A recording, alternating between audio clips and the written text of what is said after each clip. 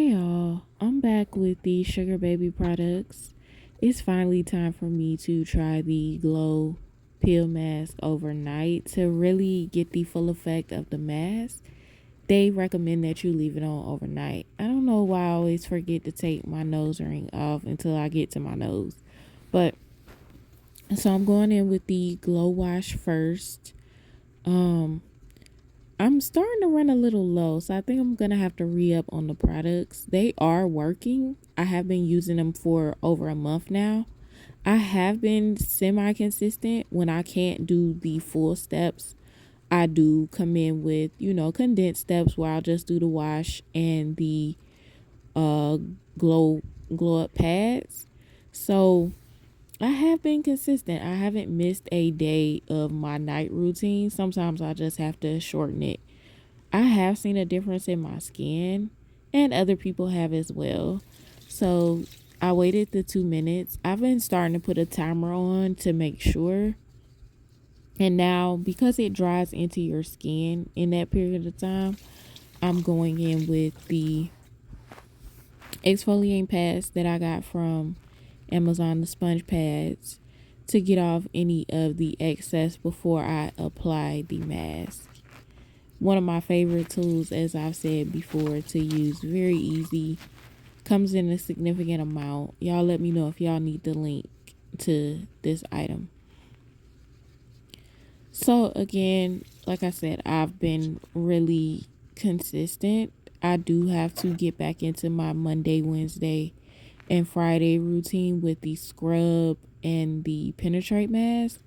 And then I have to get back into the Thursday and Saturday routine with the peel mask. So it says to make sure your skin is clean and dry, so I dried it off with a paper towel. So I also found this spatula tool on Amazon. I got a lot of other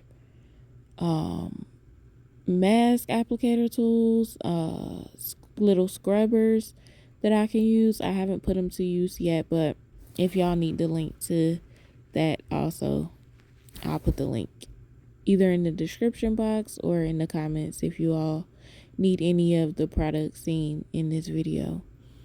So the more difficult part for me is applying the mask evenly, because without my glasses I can't see. So I'm essentially flying blind. So I'm trying to make sure I get the mask in every area of my face. The more difficult area to apply it is around my mouth and nose, because I don't want any on my lips, and because my nose is the least flat surface on my face, I always end up with spots that are missing. However, it does make it easier to peel up starting in that spot when it's time for me to peel it off. So I'm just going in trying to make sure I get every spot I possibly can.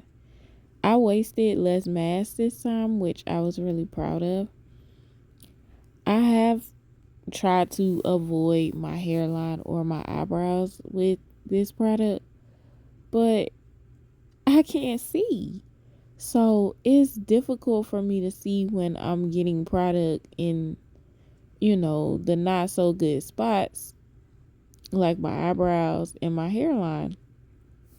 So when I go to peel it off, I'll show you all how I easily got some of the mask after it dried out of my eyebrows. So I didn't realize I was applying it this thick. But in the end, a little bit goes a long way with this product. So me applying it thick doesn't affect the overall use of the product or the effectiveness of the product. It's just you don't want to use too much of it and waste it. So I really did not realize I had it on this thick. Maybe I need to start putting my contacts in when I do any of my skincare routines, just to make sure. Like, it's crazy. around my mouth too. Like I do not have it evenly applied. So I'm trying to get the excess mask out of my eyebrows. I didn't want to go in with a paper towel or anything like that because I didn't want to mess up the mask that I had applied around my eyebrows.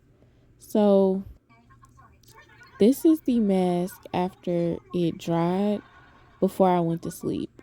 So y'all see around my nose, it's very much so like bumpy, which is where I'll start peeling it up. This is after about 6 hours of inconsistent sleep because I was so stressed out that I was going to end up with mask all over my pillow and that I was going to mess the process up.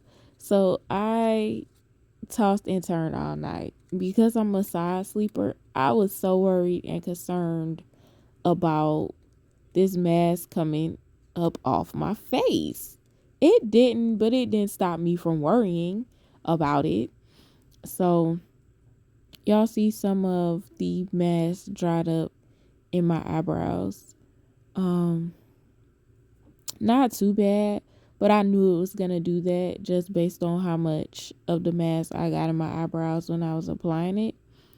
So I'm just trying to get the mask out. Y'all see it pretty much came off in one swoop. Shout out to my nose for being the spot I always start peeling it up at.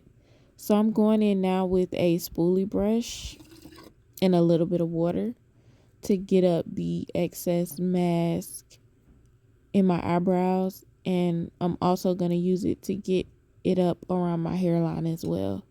So it didn't damage any of my hair, and you all are seeing the results. Y'all also see the bags under my eyes from me worrying about it. So I'm gonna go in with my favorite tool again, the sponge applicator that I got from Amazon. They tell you to wipe off any of the excess mask that you see left. And while I did a good job peeling it up, you of course want to go in and make sure you don't have any lingering around. The next time, I will not go to sleep in the mask, but will make sure I can dedicate at least 6 hours to it remaining on my skin. But the results are clear.